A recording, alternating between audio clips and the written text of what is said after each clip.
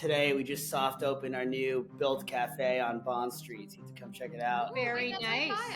Every rent day, you'll get free coffee and a cookie as a Bilt member. So Okay, then I'm definitely coming. I love a free coffee and cookie.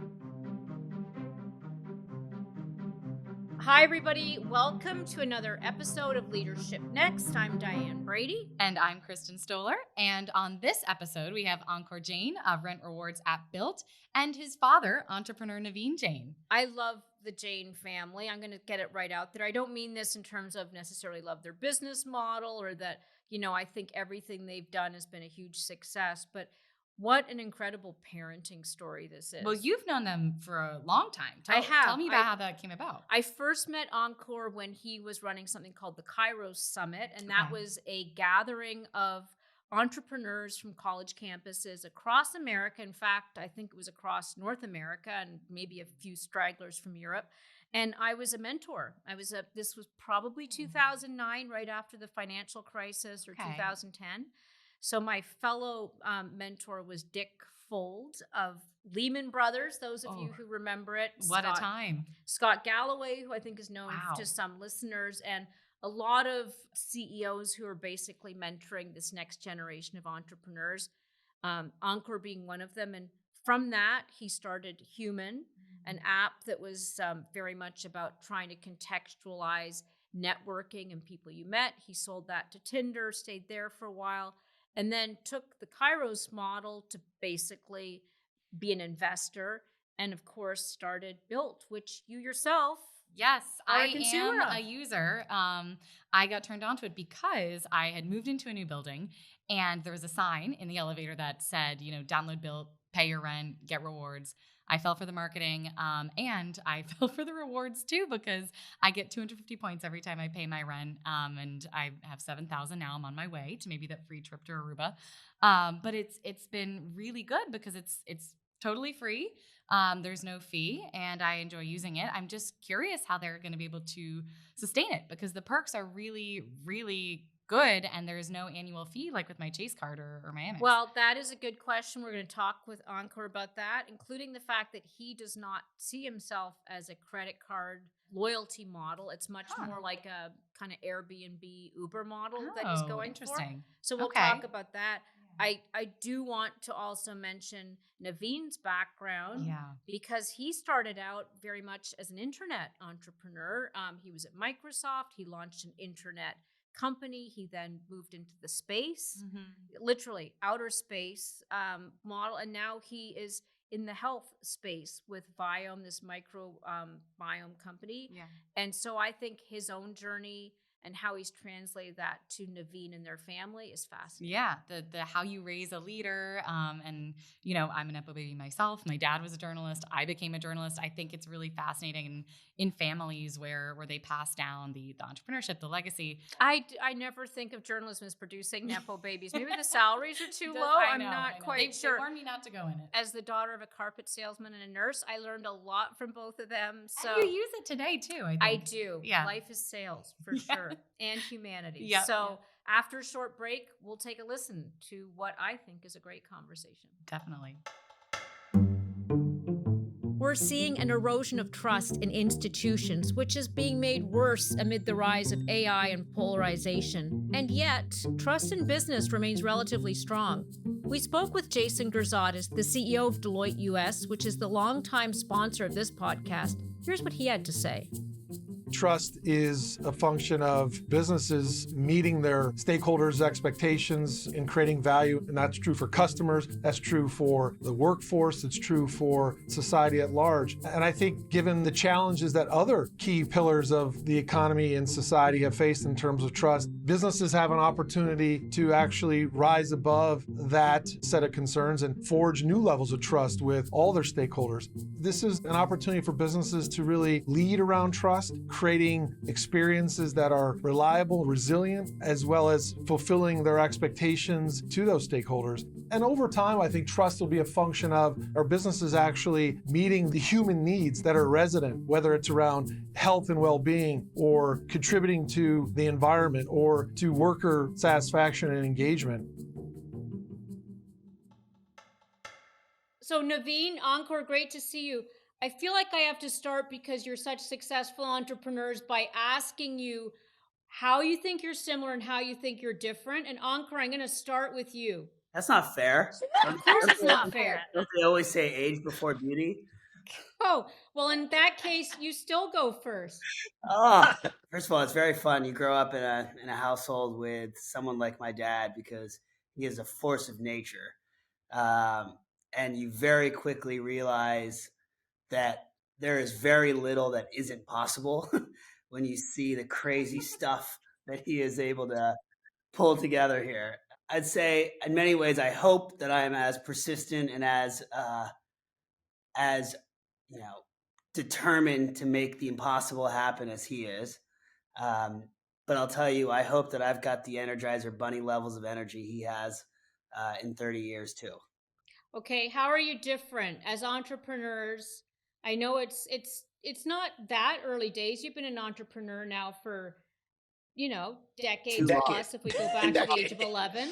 In this household, the Jain household, you start young, right? So I started doing the road shows with him when I was 6 and started my first company in 11. And so I've got now 2 decades of experience under the belt, but lots of learnings, failures, successes there. I'd say probably some of the bigger differences is just stylistically. I'd say I probably lean more product heavy than my dad, just in terms of where I obsess on my side of the house, and maybe a little bit different style in terms of the team types that we build.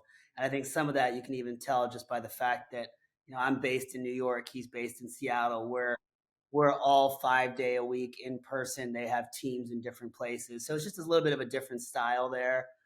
And some of that just candidly from the privilege of knowing this is the type of stuff I like. I've been able to build this company, and Diane, since we've met, even when I was in college doing my my college startup, many of the same people I worked with back then I still work with now, and so that's been a really kind of key defining thing on how I've approached it. And I think my dad, coming from India, has probably approached that a little bit differently, not having had the same long-term entrepreneurial partners that I've been able to have. Naveen, that sounds like fighting words to you. Do you agree? No, not at all. No, not at all. I would say actually, first of all, I just absolutely admire the work that Ankur has done.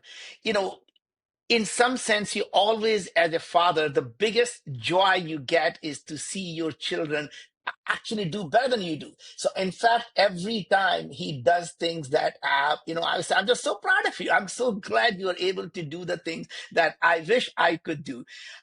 But in terms of age, I just want to be very clear. Biologically, Diane, I'm 33 and Ankur is 34. So unless he shows me his biological age, I'm going to still be the younger one so far. That is true. He does look, by the way, 5 years, 10 years younger now than he even did a couple years ago. So I told him I got to get on the Viome regimen fast. Yeah. But I think there are a lot of similarities. And I think, to a large extent, having him grow up in the entrepreneurial family, there's so much actually I learned from our children than I actually learned from having done this for 25, 30 years myself, right? And I think, as good as Ankur is, I still tell you that his sister still gives him the run for his money every single day. Tell us about your entrepreneurial journey then. I want to hear, we heard a bit from Ankur. I'd love to hear about you. Where did it begin? Well, first of all, my entrepreneurial journey has always been about taking an audacious problem and then solving it. And I think it's really about asking yourself 3 basic questions. Why this? Why now? Why me? And why this is simply about asking yourself, God forbid I'm actually successful in solving the problem that I set out to do. Would it help 1 billion people live a better life? And it's not because I'm philanthropic. I'm extremely capitalistic person. And I know if you can build any product, any service that helps 100 million people or 1 billion people, you can create $100 billion company. But you never wake up in the morning and say, what should I do to create $100 billion company? Making money is simply a byproduct of doing things that actually improve people's lives, because that's how you get the loyal customers, right? And the second part is why now. Timing is always the number one predictor of success of any entrepreneurial venture. And the way you know it's the right timing is you ask yourself what had changed in the last 1 to 2 years, but more importantly, what do you expect to happen in the next 3 to 5 years that will allow you to solve the problem at scale in 3 to 5 years? And this problem could not have been solved 5 years ago. That means, are you actually intercepting the tomorrow's technology to solve tomorrow's problem, or you're actually using yesterday's technologies, and by the time you're ready to scale, someone comes along and actually completely disrupts you? And that's the fundamentally is to know what is it really happening in the industry and how do you take advantage of what is going on. So as Ankur is now saying, look, there is so much data that we can use AI with, and that will allow me to solve the problem that could not have been solved 5 years ago. And that's really fundamentally how you build a company. The most important question you always ask is, why me? And why me is about the questions you are asking is the problem you solve. So what questions are you asking that has never been asked before? Tell us briefly about what some of those problems and questions you were looking to solve when you started your companies. Can I jump in? Because you actually started, I know you grew up in New Delhi, but you also started as an employee, did you not? And then you started a company. Yeah. Absolutely. In fact, I worked in the Silicon Valley, paid my dues to the valley, moved on, and very early days of Microsoft, when I think Microsoft was a very, very young company in the 80s when I joined Microsoft, and I worked with Microsoft for 7 years and learned a lot. That was a great entrepreneurial venture. And then after that, I started, in the dot-com era, I started a company called InfoSpace. As you know, it went on to become a very large company, and it was one of the top 100 companies in the country. But today, when I started Viome, it is completely different. The question to answer, Kristen, the question that you're asking me is that, how did I come about starting Viome? So at Viome, my first thing is, anytime you start a company, ask yourself, what if? What if we can actually understand what changes in the human body at the onset and during the progression of these chronic diseases? We can prevent them from happening, we can diagnose them early, and God forbid, outright reverse them. And that was fundamentally what we set out to do. And we knew if we could solve that problem, whether people have diabetes or obesity, whether you have depression or anxiety or have cancer or aging, if we can solve that, not only it will help 1 billion people, it will help all 8 billion people, because every one of us is going to suffer from those diseases. The trick really was asking the right question. So while everyone in the industry was focused on trying to understand your DNA or your genes, I realized that your genes or your DNA never changes when you become diabetic or you have obesity or when you have depression. But it is your RNA that is always changing. As a matter of fact, Diane, your DNA does not even change after you die. Right? So that's how we do the biopsy. DNA does not change even after you die. So it can't even tell you you're dead or alive, Really? let alone are you healthier or sicker. Like a Yeah. dinosaur. I'll come back in Exactly. another form. The woolly mammoth, who knows that, right? The point is, it is the RNA that is always changing, and it is your microbiome that is in your gut and in your mouth that is constantly changing. And that was really the interesting thing was, while we knew that almost every single disease is connected to microbiome, the biggest problem was every microbiome company was asking the same wrong question. They were focused on trying to understand what organisms are in your gut. And we realize it's not the organism, it is what they do that matters, because our body is a biochemical body. That means it's about, we're going to focus on what is it that microbiomes are producing, how it is interacting with our immune system. And if we can understand that interaction, we can understand what is causing people to have chronic diseases. And today, we are so proud. We have now analyzed over 1 million samples. And not only we can tell you what's your biological age, your cognitive health, your heart health, or your gut health, we can in fact tell you exactly which foods to eat and why. So for example, we can say, Ankur, don't eat avocado because your uric acid production is too high. Or Diane, don't eat Ankur? Is your uric acid too high? Thankfully, it's not, because I live on avocado toast. There you go. But point is, you have to do the Viome test that's sitting in your desk right now. So you got to go send the samples now. But the point is, we can also say, Diane, you shouldn't eat spinach because your oxalates are not being metabolized properly. Or don't eat broccoli, Kristen, because your sulfide acid production is too high. So we can tell you what foods to eat and why, what foods not to eat and why. We can tell you exactly what your nutrition is lacking. So you need 22 milligram of amylase every day, take 39 milligram of elderberry every day. And we custom make those nutrition for you. And Diane, just to complete the sentence here, we actually shown and published a peer-reviewed research that shows people who follow this personalized diet and take the personalized supplement, the biotics, they in 6 months, their clinical symptom of IBS came down by 49%. Their clinical symptom of depression down by 47%. Clinical score of anxiety down by 42%. And the clinical HbA1c down by 30% in 6 months. So using a food as a medicine, as Hippocrates says, let food be thy medicine. And we are actually now making it happen through personalized AI knowledge. Of course, as you're talking, you've also done outer space. Now you're doing Yep. our inner space. That is so different, Ankur, from what you've done. I think, obviously when I met you, you mentioned you were a college student, but of course you did Human, sold it to Tinder, now Bilt. Talk about your journey. And I know Kristen knows a lot about Bilt. I do. Well, look, I'll tell you a little bit about Bilt, but I think one of the fun things we should probably spend time on too today, because you've got both of us on the line here, is I'd say, one of my favorite things I love to joke about with my dad is, probably by nature of English being his second language, he has perfected the art of speaking in tweets, as I say. And I would say that. See, I say that about my dad too, but he doesn't love that. Well, I'll tell you though, it is amazing. Like there are some interesting one-liners, which, over the years of growing up in this household, you hear over and over and over again that to this day, probably every employee at every company I've ever led can recite to you, because these short tweet bite-sized pieces of wisdom, I think, carry so much weight in how to build successful companies, right? And obviously, starting with solving a problem is one of them, which sounds so obvious. And yet, I'll tell you, I went to Wharton undergrad. It is a factory for bankers and consultants. And I think one of the worst things that happened to technology in Silicon Valley is that business school kids started becoming entrepreneurs. And all of a sudden, you went from... Why are they so bad? What's so bad about being Wharton grad? Why is that bad? I'll tell you why. Because it started with, how do you solve a problem? And then all of a sudden, everybody came into the Valley saying, here's my quadrant. If somebody did Uber for cars, I can build Uber for tacos.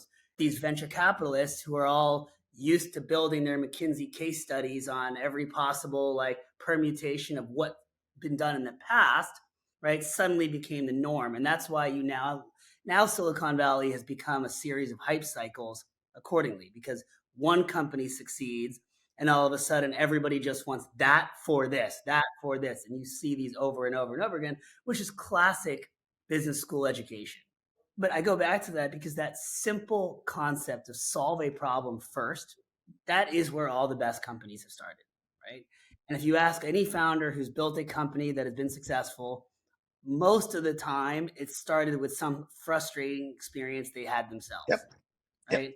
And by the way, that also is just because you can then build the best product because you are also the customer. I think it is very hard to build a company where you are completely abstracted away from the problem yourself, because those little nuances are what matters. So after we sold Tinder in 2017, and it was kind of part of that full Match Group spinoff, here I was in Silicon Valley, and I remember you're sitting in San Francisco, which was at that time the capital of technology, innovation, and all of this. And people were sitting at that time running around funding electric scooters for $200 million, like these stupid juicer companies throwing hundreds of millions of dollars at that. It was crypto monkeys and NFTY and all this baloney. And in the meantime, nobody in San Francisco could afford rent, right? Nobody had access to healthcare. Nobody could figure out how to pay off their student loans. And these are $1 trillion markets that are just sitting there where the quality of the service for customers is getting worse, right? And the costs are going up. That just doesn't add up. And so to us and to me, that spelled the biggest opportunity sitting here, where you have a generation coming into the workforce where you look at even just my circle of friends at the time who were quote unquote successful, people were living paycheck to paycheck because of the rent in San Francisco and your healthcare bills and your cost of food. I mean, it was crazy. And so the question was in 2017, can we rethink life's biggest expenses, specifically around housing, healthcare, student loans, to work for us in a way that actually is tied to our generation, where like being told to just save more and be better doesn't really work, right? It's not possible when your rent just goes up year after year after year and it doesn't do anything for you. And so we spent a few years focused starting on housing, because housing makes up 40% of people's income these days. And by the way, in cities like New York and San Francisco, people are spending half their income on rent, right? And what's crazy is you pay your rent on time every single month and you get nothing really back for it. You don't build your credit for it. And 10 years go by and everyone says, well, now it's time to buy a home. And you're like, well, I'm no closer to home ownership after 10 years of paying half my income on rent. In fact, I'm further away because I don't have any savings built up. And to me, that just seemed like such a backwards, asinine concept that paying your rent on time for 10 years gets you no closer to economic prosperity than anything else. It just doesn't make sense. And so when you look back, one of the stories that another mentor of mine, who's a friend of our family, said to me once, he goes, when you're looking to start a business, it's another way of thinking about the problem. He goes, once you envision the world with the idea that you're excited about, sleep on it. And if the next morning you wake up and you can live in a world without your idea, don't waste your time on it. But if it bothers you every day afterwards, then that's the idea that you need to go commit to. And when you pay your rent every single month and you look at your bank account and you get nothing back, it doesn't matter how successful you've been. It is one of the most infuriating experiences for a customer. I know that from slipping checks under the door of my landlord and getting nothing back for 10 years in New York. I feel you, Ankur. Can you break down for us how Bilt really helps with the economics of getting to prosperity? How impactful is it for users? So super simple. For the first time now, when people pay their rent with Bilt, we are the largest payments platform in the United States for paying your rent. When you pay your rent, you now, number one, you earn rewards. You're earning airline miles, hotel points. So when you pay your rent, that money is going to work for you so that you can actually now afford to spend money on trips and traveling and all the things that today people are dipping into credit card debt or dipping into their savings for. Your rent actually works for you now, number one.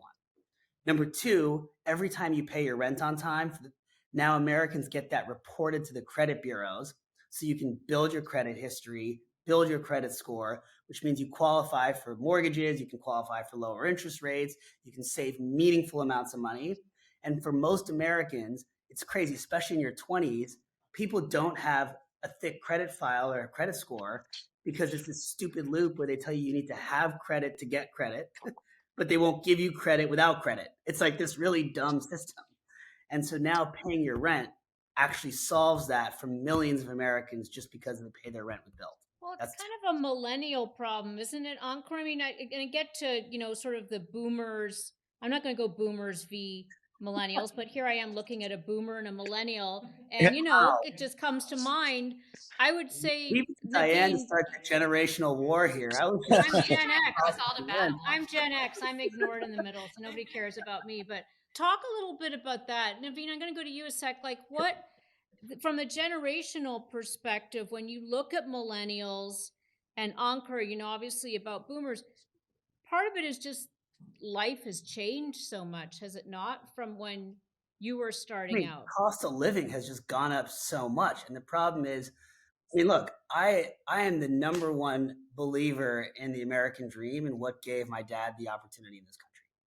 The problem is today, you could be born in this country, do everything right, but by the time you're out of school, you're so busy trying to pay off your student loans and pay your rent and just make it, that how do you even get the chance to take a risk or take a bet if you're not lucky enough to have that safety net with you, right? And that's a very different experience than this work hard, put some money aside, save, buy a home, build equity, and kind of grow that prior generations had access to. All right. I have to ask my fellow, I'm daring to dream here. You're my millennial co-host here. So do you feel you're closer to home ownership now via Bilt, or what's been your experience? So I will preface this by saying I've only, and I'm sorry, Encore, been using Bilt for 4 months because I just moved to a new building that had it. Um, for me, I haven't even begun to think of home ownership because for so long it's just felt something that's so unattainable. And I think this is the first time that I'm thinking about it, but I feel overwhelmed. I wish there was something, and maybe, Ankur, you can help me So, out with Kristen, do Bilt. you see this new thing that we launched last week or 2 weeks ago, 3 weeks ago? Yeah. This is exactly the point. So take another system like buying a home. Like Right. again, I'm a Wharton grad and I cannot understand the mortgage industry. It's so complicated. You talk That's how about I buying a feel too. home, you're paying, let's say you pay $3,000 a month in rent. And then all of a sudden someone says you want to buy a home for 700 grand. You're like, where does that math, right? Yeah. And so we created, by the way, you can see this in your Bilt app now. It just went live a few weeks ago. For the first time, we worked with Fannie Mae, Freddie Mac, and the listing services. And for the first time, you can actually find homes to buy based on an all-in monthly price. And that's it. So you say, I can afford $4,000 a month, and that's all in. And we will actually automatically figure out what mortgages you qualify, what interest rate, what home ownership fees are, what the taxes are, what the insurance costs are, and show you You're actual sending home Kristen listings. to Boise, Idaho. You realize that? Yeah, can we keep it in Brooklyn? Here, I want to, in fact, I think a lot of people want to spend on experiences and wellness, which gets to a bit of what Naveen's doing. But I want to step back a second, and also as a parent, and of brilliant, funny kids who are not starting billion-dollar companies, I want to know what it's like. Naveen, let me go to you as a parent. How do you raise a successful entrepreneur? We're listening to Ankur. I know your daughter's successful. Give me some parenting advice here. Maybe it's too late for me, but perhaps there's hope for others listening to this. Well, first of all, parenting, like starting a company, is very counterintuitive. That means everything that you believe is good for your children actually turns out is harming them most of the time. So, for example, if you are, you have a successful exit and your kids are young, what's the first thing comes to your mind? I want to spend time with my children because they are young. And what really happens is that what your children see are very different. They see that dad has had a financial success. When I go to school, I watch my dad sitting on the sofa watching CNBC. I come back from school, my dad says, work hard. Hard work is what it takes. Go to your room, work hard. And I see my dad sitting on the sofa watching CNBC. I want to grow up just like my dad, sit on the sofa and watch CNBC. Instead, this dad started the second company and the third company, and the dad goes crazy. We're going to go to the moon. And Uncle said, are you crazy? That's never going to happen. And then said, Dad, can I come in and show the people what lender are you building, right? And now the dad is 60 and dad wants to start a healthcare company. What, Dad, what are you talking about microbiome? There is no such thing as microbiome. Nobody's going to ever do that. And now Dad, Uncle said, hey, one of my fellow colleague is having a problem with a gut. Can you talk to him, right? So point I'm trying to make is that it is literally about taking on a problem that is worth solving. And just want you to know that it doesn't matter what generation you live in, the problems are never going to be gone away. Every single generation is going to have a new set of problems. And as long as there are problems to be solved, there is going to be a role for entrepreneurs. So that is never going to go away. So every day, just like what Ankur said, when you wake up in the morning and you're not jumping out of the bed, whatever it is that you're doing, you should quit. Because the minute you find the true calling, you will never be lying in the bed, which is essentially, can you live without the idea that you have? In other words, find something that you're willing to die for and then live for it, right? And it's not, the passion is for losers. The winners really have obsession, and the obsession to not for obsession for things or obsession for people, but obsession to solve a problem. And that's really the thing. One of those tweets that you guys can put up in your Oh God. Get it on a t-shirt too. So Ankur, then what did you learn from your dad? Like when you were figuring out the Bilt business model, did you call up your dad and be like, hey dad, like, how do I do this? Or did you want to be totally independent? No, he's been so great at always being supportive and being a great sounding board. And I think candidly, we've had, like I said, I've been through this now with his guidance like multiple times. So now a lot of this is like getting to the point of learning from my own reps and mistakes. And so, but I will say that, you talked about the parenting and what it's like growing up in a household like this, right? So I think there's a couple things that stand out to me that I would say that from the other side show a different. I think number one, it is amazing to me how many of my friends, I think, barely even know what their parents do, right?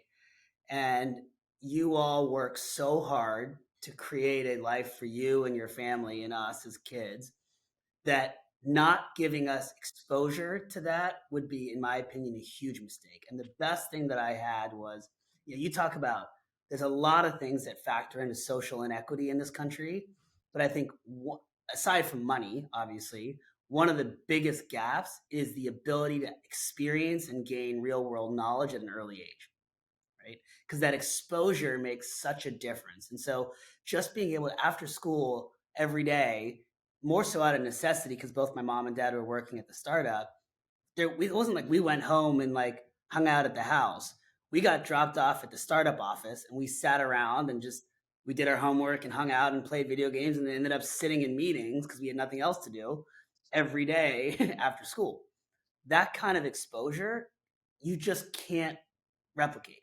And it doesn't matter what career someone's in, just that firsthand exposure, I think, is such a big deal.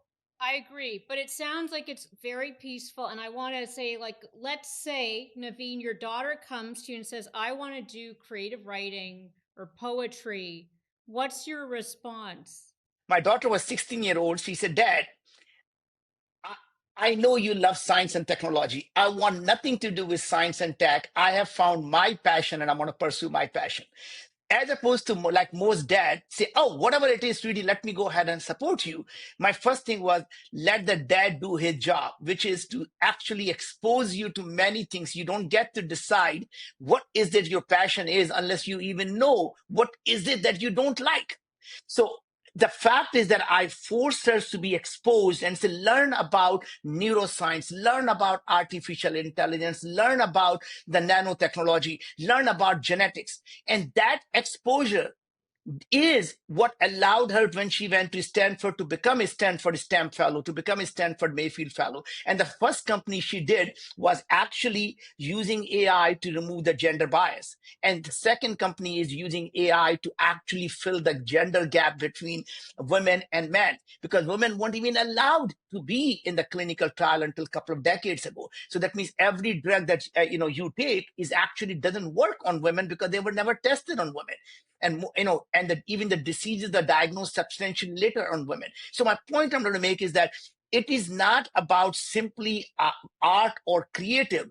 It is about exposing them to all the possibilities and what problem they want to solve.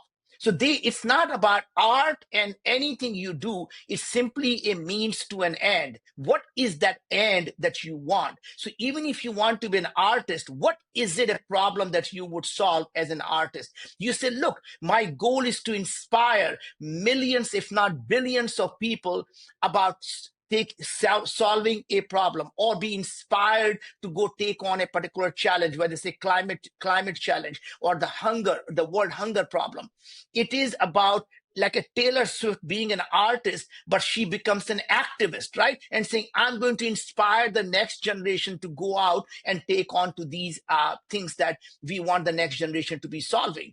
So when you look at a world hunger, the thing you need to be asking is, it's not about growing more food. The question you need to be asking is, why do we eat food?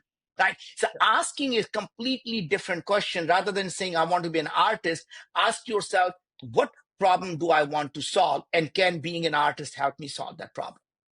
Which is same as technology. Don't say, I want to start a company in Bitcoin and AI and NFT. Say, what problem I want to solve? Is this the right technology? So being an artist is a means to an end, not an end in itself. Where are the skills that we picked up?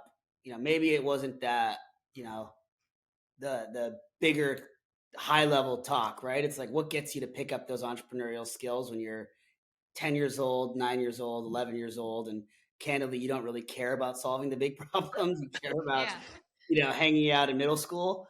I think one of the more interesting things, and I'm not sure it was an intentional thing, but probably as you guys know, my dad grew up in a very poor village in India, and sometimes it's hard to kick those habits, right?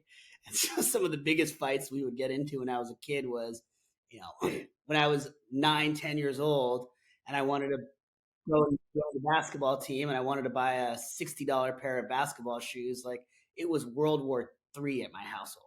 Right? How could you possibly spend $60 on a pair of shoes? And so what happened was, typically I feel like in households, money is the be all end all. You earn an allowance and that gives you freedom, or you get money from your parents and that creates X, Y, or Z. And that's the currency that you use to get what you want or don't want. One of the things that was almost again, how intentional or accidental to be, answered, but in the household, money got taken out of the equation because he wouldn't buy it. And then if I said I was going to go make money on my own, they would threaten to say, well, if you want to pay for yourself after we said no, then you got to pay for your private school by yourself too. So basically it pulled that's pretty draconian. But what that did is it forced, if I wanted something, or if Priyanka wanted something, or Neil wanted something, you had to get really creative with bartering and finding out how to get it without money. And that turned out to this day to, I think, be one of the most important skills we learned. So like when I wanted those pair of shoes for the basketball team and I didn't get money for it, literally that's when I learned about online advertising. Your dad threatens to take your education away. That sounds kind of funny, Naveen. Anyways, is that... No. That wasn't taking the education away. The idea really was, it's not the money. You have to learn to do things, right? So say, hey, I'm going to go do this thing and this is what I earned for it, right? So the idea was that, hey, if you want a privilege, then you have to do something to earn that privilege, right? So part of the thing was, he said, look, go start a website, learn to code, learn to build a website, and then you can go advertise and get the money for it. And that is a completely acceptable thing. But I'm not going to have you work at the gas station and actually earn money, because then you're not learning anything, right? Well, so it has always been about learning. I think that was, like I said, it was a different approach, but I'm telling you, those were some of the most interesting forced function lessons that we had growing up, where again, the answer was no, and no wasn't a good enough answer when you're a kid. And so you start to figure things out. And that's when I found out and I saw people making money on ads. And so that's when I figured out, if I made a website and I literally called the shoe company and started pitching them to send me a pair of shoes for free if I put up their ad on my website. And then I came home one day with a box of the shoes. And at first they thought I bought it with some side money. And when I explained it to them, it wasn't like, in fact, instead of getting mad at me for getting it, they were very congratulatory about it.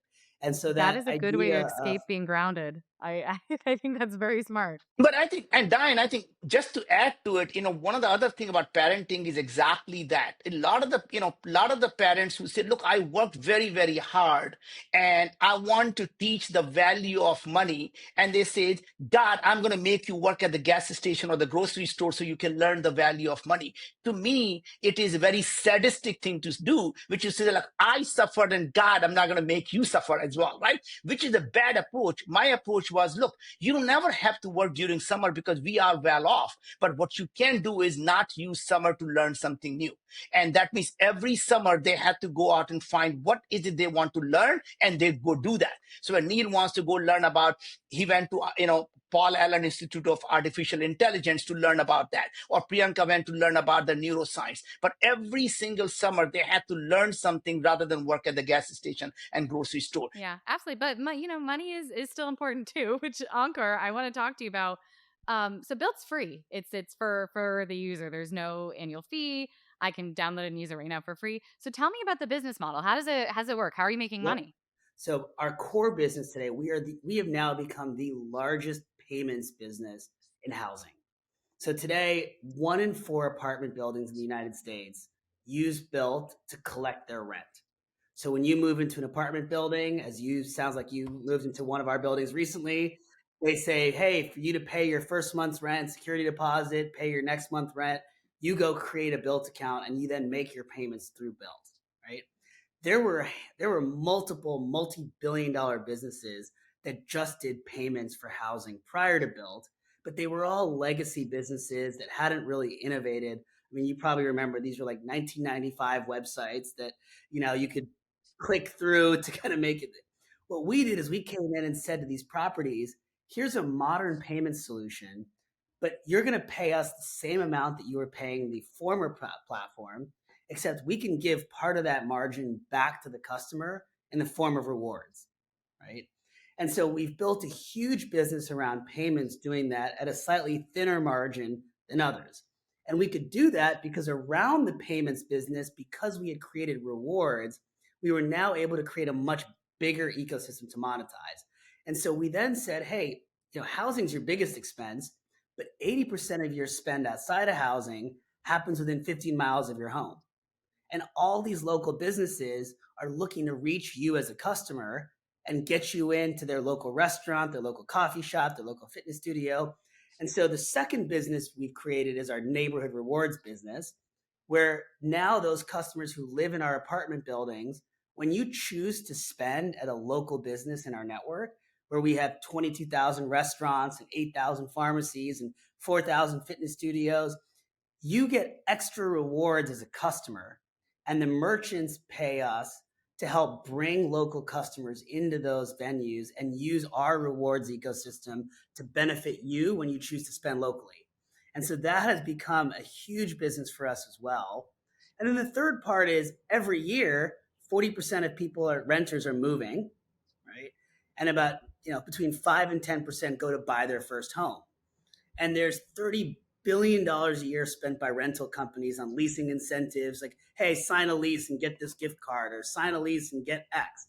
And there's another $30 billion spent by mortgage companies and brokers saying, buy this home and get this incentive. Well, now that all goes through Bilt.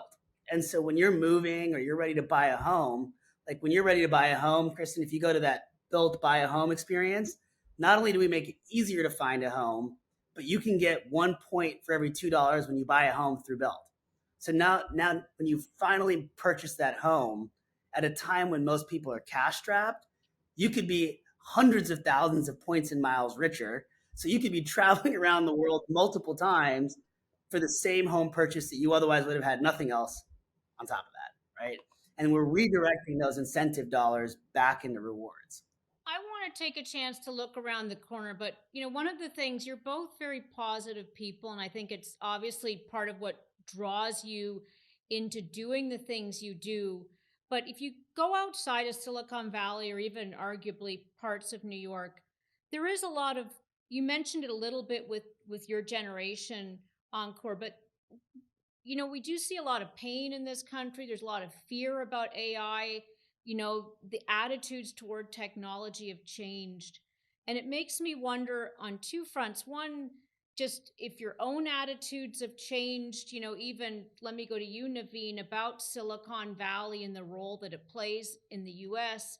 And if you kind of understand why we're seeing this polarization and really this feeling that the American dream, I don't think there's as much buy-in as there was when I first moved to this country. I would, first of all, I think, every time there is a new technology, it has always been is that this is going to be the death now for whatever the society is, right? So when the print came out, people thought the books are going to destroy religion, and, the books are going to destroy the society. When every time the new computer came out, that is going to completely destroy how people actually communicate, because we used to write and no longer people are writing. People are now communicating using text messages and, no longer making phone calls, right? It is every generation, actually, there are new set of technology that comes about, and it actually makes, even though some of the jobs may be taken away, but every single time you will notice that today, 50% of the jobs that exist today did not exist 20 years ago. And same thing will happen even after AI. There'll be new types of jobs that are going to be created that AI takes away. So the thing is, AI becomes a companion for you to do the thing that you could not do before, because the tech allows you to do so. So you could be a high school graduate, but you could be a nurse practitioner, because you don't need to know much about human body anymore, because AI will be able to tell you everything, and you can still use the same set of skills that you had. That could be a person to be around, someone who has good bedside manners. And now you can become a nurse practitioner even without knowing anything about human body. And that's the kind of things I think AI is going to do. Yes, some jobs are going to be taken away, but more jobs are going to be created. So I think there's different discussions here, right, Diane? And I think this goes back to your generational difference here. I'm not sure that millennials or Gen Z are as afraid of AI. In fact, we all probably use ChatGPT and Claude for everything we do every day at this point. But I do think there is a real pain financially for people today. And I think it's a real issue and it's a real pain. And by the way, like I was like abhorred at what happened with this healthcare shooting, but even more, even though I live and breathe the financial pains that our generation is facing as a customer and how we can solve it for them through our products, seeing just how that in a weird, perverse way resonated with so many people in this generation, I think shows you how big of a pain point this is. And by the way, like it is insane how much you pay for healthcare every month.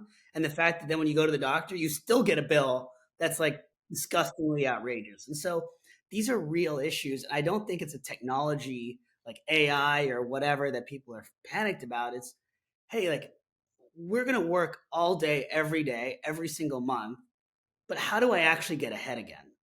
And I think that's what people are looking for. Honestly, I think that's a little bit of what changed the election outcome this time too, is this feeling of, hey, whatever's happening right now is not working, so blow the damn thing up. If anything else can solve it, maybe that's good. There's a lot of emotions here. And like you said, a lot of public hate that is kind of, do either of you feel unsafe as CEOs, company leaders in this current climate?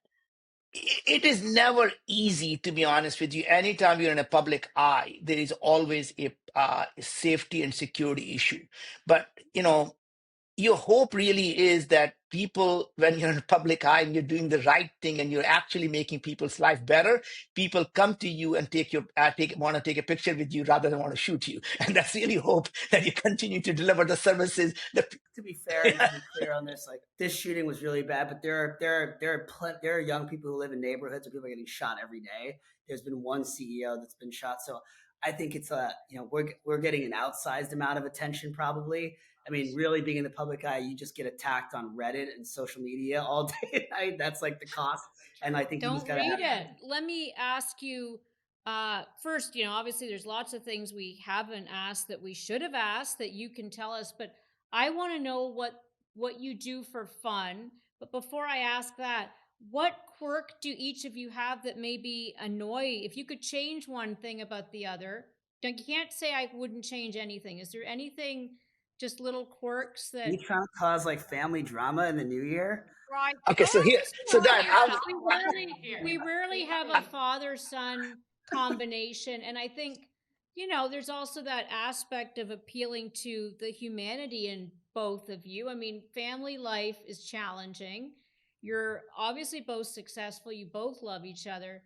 So I'm trying to just, so I say that I'll go first. I'm going to make his life making easy. you human. I'm going to actually make your life easy. I'm going to go first. So here's what I would say. It doesn't matter what Ankur has done or not done. Today, he has become an unbelievably great human. That means every single thing that he did is what made him who he is. And I won't change one bit of it, because if he changed that, he wouldn't be who he is today. And I just love him just the way he is today. And I don't want anything about him changed. Oh my gosh. Okay, there you go. Okay, Ankur, I guess you can't top that. Yeah, that's hard to top. But listen, I'm so lucky, and I that's just the reality. My brother, sister, and I would not have the opportunities we did if it wasn't for my dad and my mom and what they've.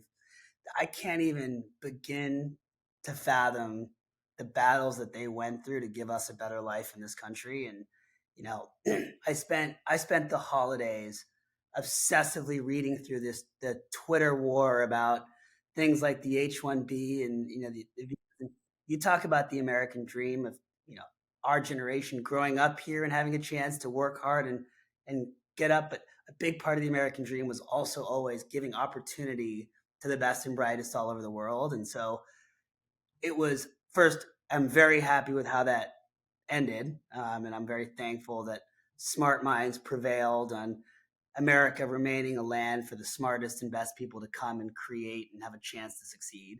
But secondly, and more importantly, from a personal level, like we are the direct beneficiaries of that. And every weird quirk that I have or he has, to his point, is a direct result of battling through and getting here to create that opportunity for us. So we're very grateful and very thankful for that. And I think another thing that I really appreciate, Diane, about Ankur really is, learning to be intellectually curious. And I really think as a parent or as the number one thing we do for our children that we can do is really to make them intellectually curious. So it's not about taking them the water and making them drink. It's about making them thirsty. And the only way to make someone thirsty is to give them intellectual curiosity, because once you give it to them, they will constantly learn all their life. And I saw Ankur constantly talking to cloud or talking to OpenGP or ChatGPT, just learning about new things. And we now have a group where we actually share. So every time I read an article about how quantum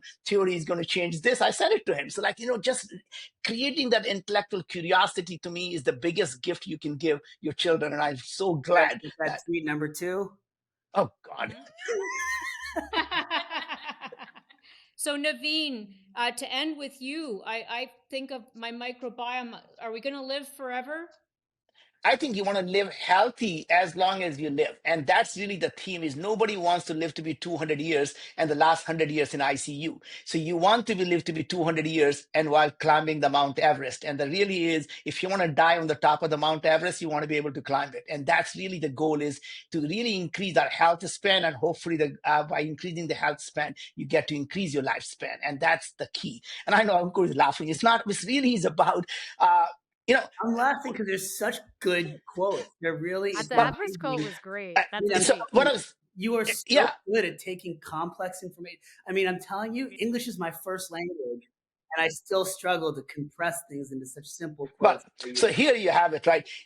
I'm looking at Ankur here, and I'm saying that, Ankur and Priyanka, it's not my job to just simply leave the great world for our children. We also want to leave the great children for our other world. And that's really the ultimate thing, is that you do not only you make the world a better place for them, you also create unbelievably great entrepreneurial kids who make the world better for the next generation as well. I can't think of a better place to end than there, because I'm not doing a deep dive on fertility rates and whether we should all have more kids. We're going to save that for Elon Musk. But you're both great. Thank you both. Great parenting advice. I look forward to hearing more about both your companies. And it's always a lot of fun to see you. Yeah. All right, thanks a lot, and thank you, Kristen. Good to see you.